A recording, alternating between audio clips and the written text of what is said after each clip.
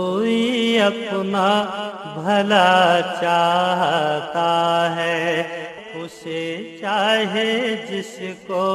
خدا چاہتا ہے۔ اعوذ باللہ من الشیطان الرجیم، بسم اللہ الرحمن الرحیم۔ پروگرام شرعی احکامات کے ساتھ اور زکوٰۃ کے مسائل کے ساتھ آپ کی خدمت میں حاضری کا شرف حاصل ہے۔ زکوٰۃ ہمارے مذہب اسلام میں ایک اہم فریضہ ہے اور صاحب مال پر مخصوص شرائط کے پائے جانے کے بعد یہ فرض قرار دی گئی ہے۔ لہذا ہر صاحب مال جو مسلمان ہے اور اس میں شرائط پائی جاتی ہیں، اسے کوشش کرنی چاہیے کہ زکوٰۃ اپنے وقت پر ادا کرے۔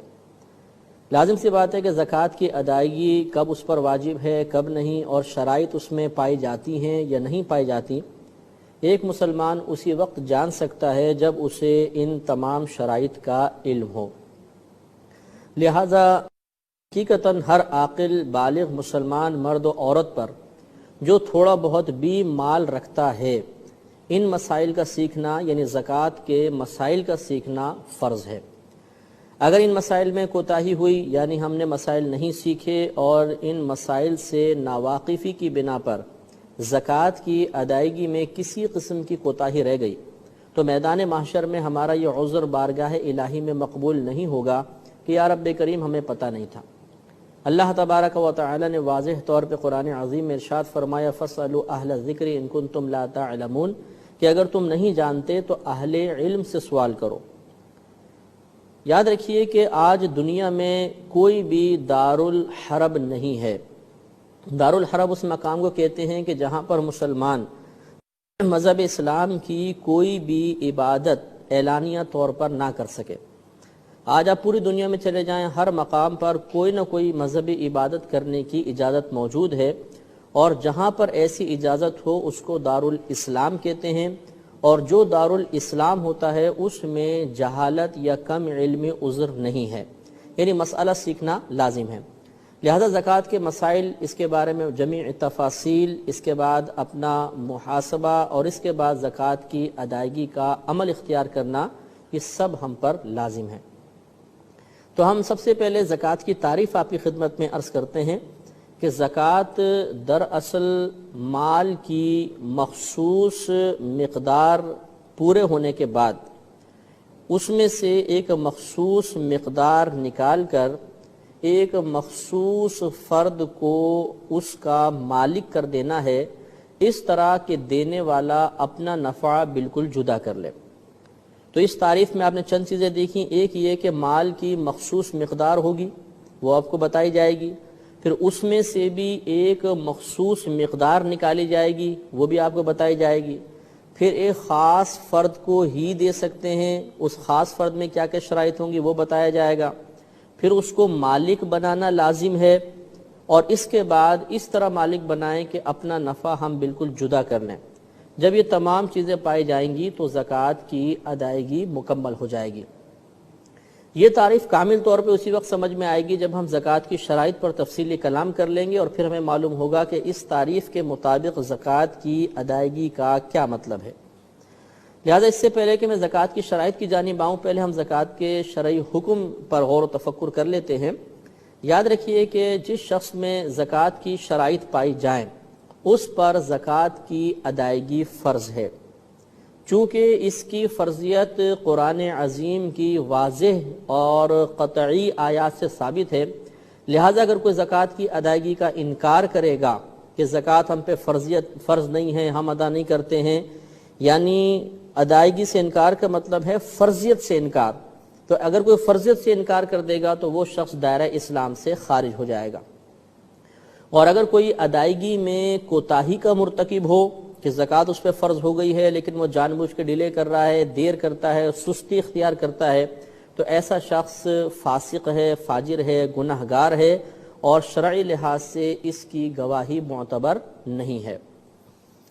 نبی کریم صلی اللہ علیہ وسلم نے ایک طویل حدیث میں ارشاد فرمایا، جس کو امام مسلم رحمۃ اللہ علیہ نے مسلم شریف میں نقل کیا، کہ جو شخص سونے اور چاندی سے اللہ تبارک و تعالی کا حق ادا نہیں کرتا تو برود قیامت یہی سونا اور چاندی ٹکڑوں کی شکل میں لائی جائے گی اور اسے جہنم کی آگ میں گرم کیا جائے گا، اور پھر ان ٹکڑوں سے قیامت کے دن اس کی پیشانی، اس کی پیٹھ اور اس کے سینے کو داغا جائے گا۔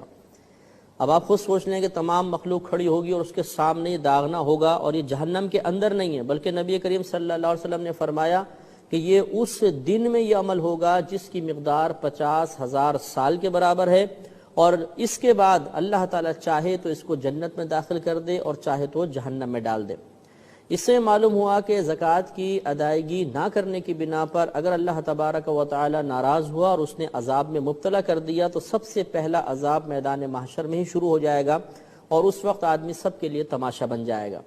تو ذی شعور صاحب عقل اور سمجھدار شخص کے لیے یہ قطعاً مناسب نہیں کہ وہ تھوڑے سے پیسہ بچانے کے لیے اپنے آپ کو آخرت کی اس ذلت میں مبتلا کر دے،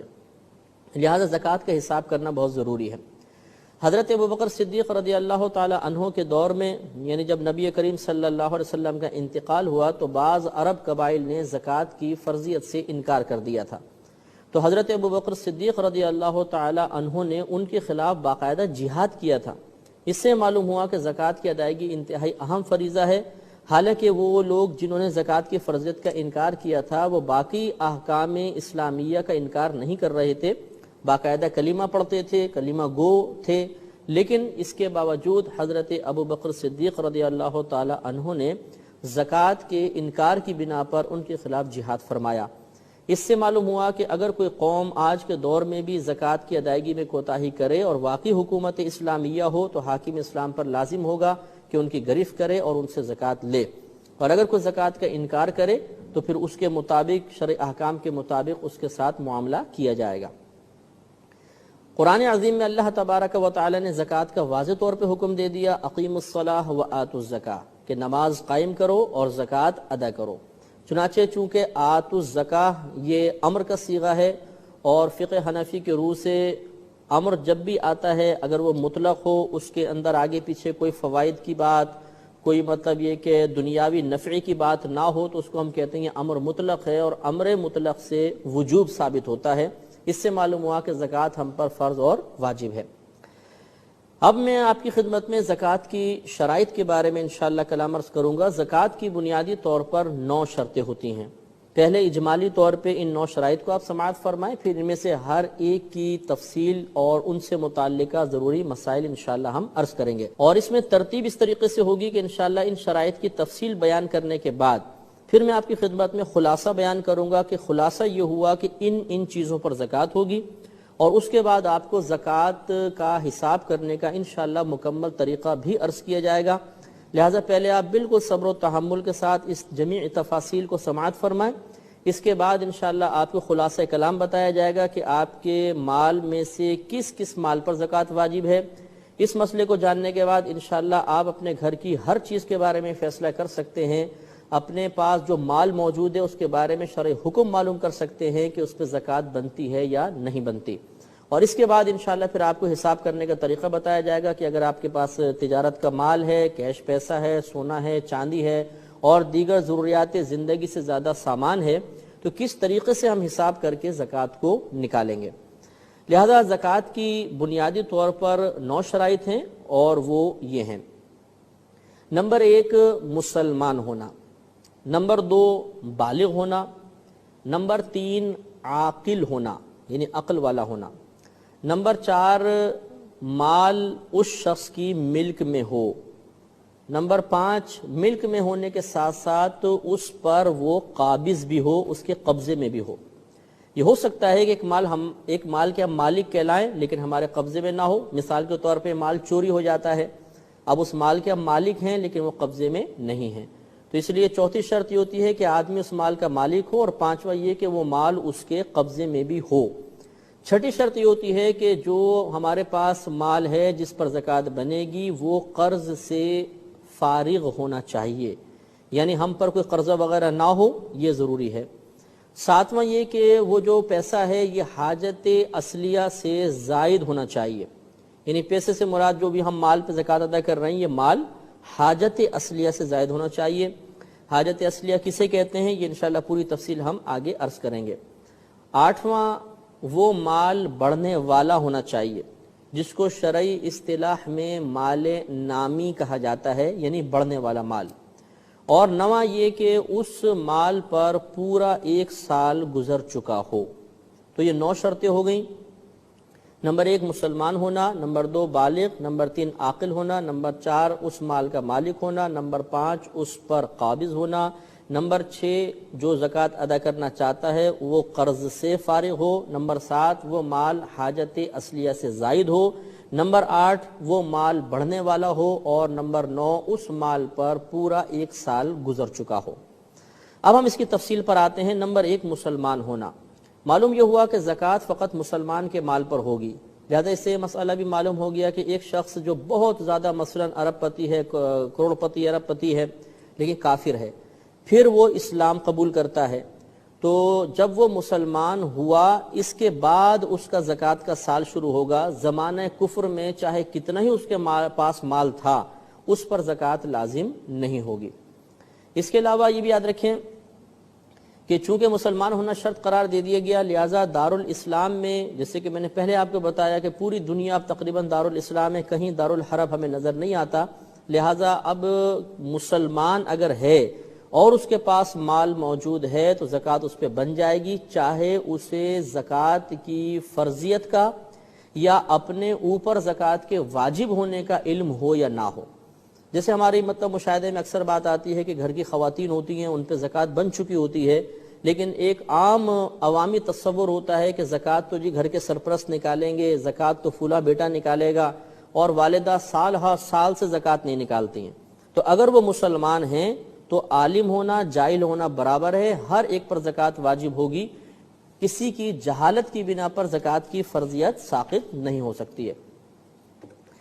اس کے بعد بالغ ہونا اور عاقل ہونا۔ بلوغت آپ کو معلوم ہے، ہم نے پہلے بھی بارہا مختلف پروگرامز میں اس کی تعریف عرض کی کہ لڑکے کے لیے بالغ ہونے کی عمر 12 سے 15 سال کے درمیان ہے۔ جب 12 سے 15 سال کے درمیان اس کو احتلام وغیرہ ہو جائے یا دیگر آثار بلوغت ظاہر ہو جائیں تو وہ بالغ ہو جائے گا، اور اگر یہ آثار ظاہر نہیں ہوئے، اسے احتلام ہونا یاد نہیں، تو 15 سال کے بعد ہم اسے بالغ ہونے کا حکم دے دیں گے۔ اور لڑکی میں بلوغت کی عمر 9 سے 15 سال کے درمیان ہوتی ہے۔ اس دوران جب کبھی اسے حیض آ جائے یا اس کو احتلام وغیرہ ہو جائے یا دیگر آثار بلوغت ظاہر ہو جائے، وہ بالغہ کہلائے گی، اور اگر اسے بھی ان چیزوں کے بارے میں علم نہیں ہے یا ایسے واقعات ظہور پذیر نہیں ہوئے تو 15 سال کے بعد ہم اسے بالغ ہونے کا حکم دے دیں گے۔ لہذا بالغ ہونا یہ ضروری ہے۔ نابالغ پر زکوٰۃ واجب نہیں ہوتی، چاہے وہ کروڑوں پتی ہی کیوں نہ ہو۔ مثال کے طور پہ ایک نابالغ بچہ، اس کے دادا کا انتقال ہوا اور دادا کے ترکے میں سے اسے ہزارہ روپے مل گئے، تو اس بچے پہ کوئی زکوٰۃ واجب نہیں ہوگی، کیونکہ جب تک آدمی بالغ نہ ہو اس پر زکوٰۃ لازم نہیں ہوتی ہے۔ اسی طرح عاقل ہونا، صاحب عقل ہونا بھی لازم ہے۔ لہذا معلوم ہوا کہ مجنون اور پاگل چاہے کتنا ہی مالدار کیوں نہ ہو، اس پر بھی زکوٰۃ لازم نہیں ہوگی۔ چوتھی شرط ہم نے بتائی تھی کہ جو مال ہے بقدر نصاب مال ہونا چاہیے اور اس کی ملک میں ہو۔ تو پہلے اس میں اب 2 باتیں میں آپ کو بتاتا ہوں کہ ایک تو مال بقدر نصاب کا کیا مطلب ہوتا ہے، اور دوسرا اس کی ملک میں ہونے کا کیا مطلب ہے۔ تو یہ انشاءاللہ جب آگے تفصیل اور بھی آئے گی، لیکن یہ یاد رکھیے کہ مثلا اگر کسی کے پاس سونا ہے تو 7.5 تولہ سونا یہ ایک ایسی مقدار ہے کہ جس کے پاس یہ مقدار ہو اور اس پر سال گزر جائے تو زکوٰۃ واجب ہو جاتی ہے۔ تو مال کی وہ مقدار کہ جو سال بھر تک ہمارے پاس رہے تو زکوٰۃ لازم ہو جائے، اسے مقدار نصاب کہتے ہیں۔ لہذا سونے کی نصاب کی مقدار 7.5 تولہ وزن ہے۔ چاندی کے اندر 52.5 تولہ چاندی یہ مقدار نصاب ہے۔ اگر کیش پیسہ وغیرہ آپ کے پاس ہے، نوٹ وغیرہ ہیں، تو ہم یہ دیکھیں گے کہ اگر اتنے نوٹ ہوئے جس سے 52.5 تولہ چاندی خریدی جا سکتی ہو، اور یہ تقریباً 9,500 10,000 تک کیش بنتا ہے، کیونکہ چاندی کے ریٹ اوپر نیچے ہوتے رہتے ہیں، لہٰذا ہم کوئی ایکوریٹ تو مقدار نہیں بتا سکتے، لیکن اتنا ضرور ہے کہ آپ اگر سنار سے معلوم کر لیں، جس وقت آپ زکوٰۃ کی ادائیگی کرنا چاہتے ہیں یا یہ معلوم کرنا چاہتے ہیں کہ مجھ پر یہ جو چاندی میرے پاس موجود ہے اس پر سال شروع ہو رہا ہے کہ نہیں، تو اس وقت آپ جا کر معلوم کر لیں کہ 52.5 تولہ چاندی کی قیمت کتنی ہے۔ تو اگر ایک تو 52.5 تولہ چاندی ہو، یا اگر کیش پیسہ ہے تو چاندی کی قیمت معلوم کر کے آ جائیں اور پھر وہ دیکھ لیں کہ پیسہ اگر اتنا ہے تو آپ پر سال شروع ہو جائے گا۔ تو بہرحال چاندی کے اندر 52.5 تولہ چاندی یہ مقدار نصاب ہے، اور اگر پیسہ ہے کیش وغیرہ تو اس کے اندر بھی 52.5 تولہ چاندی کی قیمت دیکھی جاتی ہے۔ اسی طرح اگر آپ کے پاس مال تجارت ہے، یعنی کچھ ایسا مال ہے جسے آپ نے بیچنے کی نیت سے ہی خریدا تھا، وہ مال تجارت کہلاتا ہے۔ اس میں بھی حکم یہ ہوتا ہے کہ اگر وہ مال تجارت اتنی مقدار میں ہے یا اتنی مالیت کا ہے جس سے آپ 52.5 تولہ چاندی خرید سکتے ہیں تو یہ مال تجارت میں مقدار نصاب کہلائے گی۔ خلاصہ کلام یہ ہوا کہ مقدار نصاب کا تعلق سونے سے ہے، چاندی سے ہے، کیش روپیہ ہو یا مال تجارت ہو، اور اس کے اندر حساب وہی ہے کہ اگر خالصتاً سونا ہے تو 7.5 تولہ سونا، چاندی ہے تو 52.5 تولہ چاندی، اگر روپے ہیں تو 52.5 تولہ چاندی کی مالیت کا اعتبار ہوگا۔ اسی طرح مال تجارت ہے تو ہم دیکھیں گے کہ اس کی قیمت 52.5 تولہ چاندی کے برابر یا زیادہ ہے یا نہیں۔ تو یہ ہو گیا مال نصاب، اور پھر آدمی اس پر مالک بھی ہو، اس کی ملک میں بھی ہو۔ اس سے معلوم یہ ہوا کہ مثال کے طور پہ اگر گھر میں میاں بیوی ہیں، بیوی کی ملک میں 9 تولہ سونا ہے اور شوہر غریب ہے، تو اب ہم یہ نہیں کہیں گے کہ شوہر پہ زکوٰۃ لازم ہے کیونکہ بیوی کے پاس سونا ہے۔ سونا اگر بیوی کی ملک ہے تو مالک وہ ہے، شوہر نہیں، تو چونکہ یہ مالک ہی نہیں ہے لہذا شوہر پہ زکوٰۃ واجب نہیں ہوگی بلکہ بیوی پر زکوٰۃ لازم ہوگی۔ پھر اس کے بعد اگلی شرط تھی کہ اس مال پر وہ قابض بھی ہو، لہذا اگر یہ مال اس کے قبضے میں نہیں ہے تو پھر اس پر اتنے عرصے کی زکوٰۃ لازم نہیں ہوگی۔ اس کی چند صورتیں ہیں۔ مثال کے طور پر کسی کا مال چوری کر کے لے گئے، روپیہ چرا کے لے گئے یا سونا چاندی چرا کر لے گئے، اور بالفرض 2 سال تک وہ واپس نہ ملا، اور پھر 2 سال کے بعد پولیس نے پکڑ لیا اور بتایا بھی آپ کا سونا چاندی مل گیا ہے، تو ان 2 سال کی زکوٰۃ لازم نہیں ہوگی، اس لیے کہ یہ سونا چاندی اس شخص کی ملک تو کہلائے گی، یہ اس کا مالک تو ہے، لیکن یہ مکمل طور پہ اس پہ قابض نہیں ہے، اس کے قبضے میں مال نہیں رہا، لہذا اس پر زکوٰۃ لازم نہیں ہے۔ اسی طریقے سے مثال کے طور پہ دریا میں یا سمندر میں کوئی چیز گر گئی اور پھر وہ 1-1.5 سال بعد مثلا نکلی، تو اتنے عرصے کی زکوٰۃ اس پر لازم نہیں ہوگی کیونکہ اس کے پاس کوئی ایسا ذریعہ نہیں تھا کہ وہ اس پہ مکمل طور پہ قبضہ کرتا۔ اسی طریقے سے مکمل طور پہ قابض نہ ہونے کی ایک صورت یہ بیان کی گئی ہے کہ ہم نے کسی کے پاس امانت رکھوائی اور پھر ہم خود بھول گئے کہ کس کے پاس رکھوائی تھی۔ اب مثلا 1 سال گزر گیا، 2 سال گزر گیا، پھر یاد آیا اچھا فلاں کے پاس کچھ مال رکھوایا تھا، تو اب ہم اگر وہ مال لے لیں گے تو چونکہ درمیان میں ہم مکمل طور پہ بھول چکے تھے کہ کس کے پاس امانت رکھوائی تھی، لہذا یہ بالکل ایسا ہوگا جیسے اس مال پر ہمارا قبضہ نہیں رہا، لہذا اس سالوں کی زکوٰۃ واجب نہیں ہوگی۔ اسی طریقے سے اگر ہم نے کسی کو قرضہ دیا تھا اور اس شخص نے جس نے قرض لیا ہے اس قرض کا انکار کر دیا کہ بھئی میرے پاس تو نہیں ہے، تم نے مجھے دیا ہی نہیں ہے، اور دینے والے کے پاس گواہ بھی موجود نہیں ہے کہ وہ گواہ قائم کر دے کہ میں نے واقعی اس کو قرضہ دیا تھا، تو ایسی صورت میں جتنا عرصہ اس شخص کے پاس مال رہے گا زکوٰۃ لازم نہیں ہوگی، کیونکہ اگرچہ ملک شرعی لحاظ سے شخص کے لیے ثابت ہے لیکن قبضہ ثابت نہیں ہے۔ تو معلوم ہوا کہ قبضہ 2 طرح کا ہوتا ہے، ایک حقیقتاً قبضہ کہ مال ہماری ملک میں ہو، اور ایک حکماً قبضہ وہ یہ کہ کسی لحاظ سے کوئی شخص اقرار کر رہا ہو کہ ہاں یہ مال آپ ہی کا ہے چاہے حقیقتاً ہمارے پاس قبضہ نہ ہو،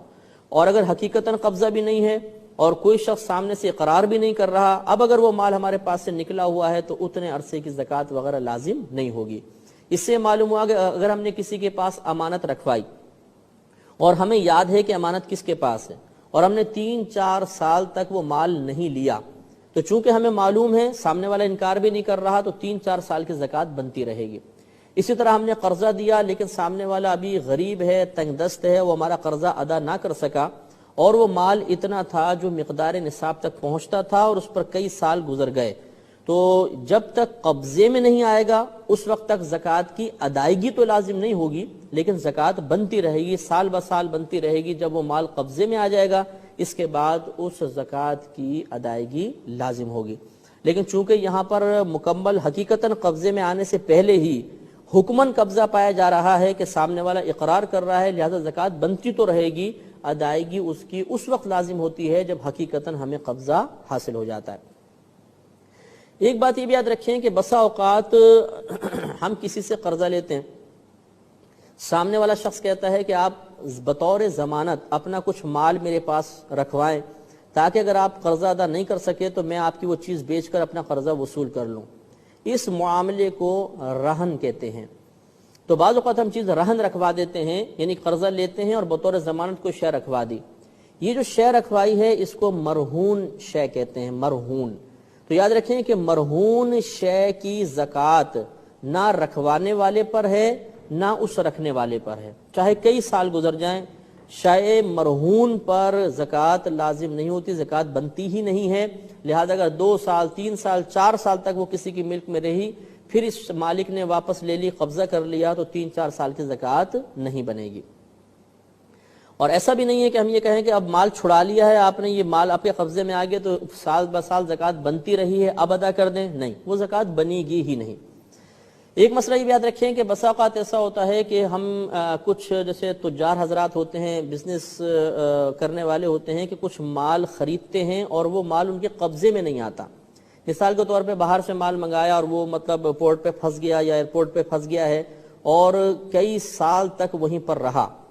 اب ہم نے چیز خرید لی تو ہم اس کے مالک تو ہو گئے، لیکن مکمل طور پہ ہمارے قبضے میں نہیں آ رہی بلکہ وہ ایک مقام پر رکی ہوئی ہے. تو اس صورت میں بھی یاد رکھیے کہ چونکہ ہمارے ملک میں آ چکی ہے، حقیقتاً قبضہ نہیں ہے اور کوئی ہماری طرف سے اس ملک کا انکار بھی نہیں کر رہا، لہذا سال بہ سال زکوٰۃ بنتی رہے گی. ہاں، ادائیگی اس وقت واجب ہوگی جب یہ مال مکمل طور پہ ہمارے قبضے میں آئے گا. تو معلوم ہوا کہ اگر کسی کا بندرگاہ وغیرہ پہ مال پھنسا ہوا ہے اور کئی سال تک پھنسا رہا تو یہ مال تجارت اگر ہے تو اس مال تجارت پر سال بہ سال زکوٰۃ بنتی رہے گی. ادائیگی اس وقت واجب ہوگی جب یہ مکمل طور پہ مال ہمارے قبضے میں آ جائے گا.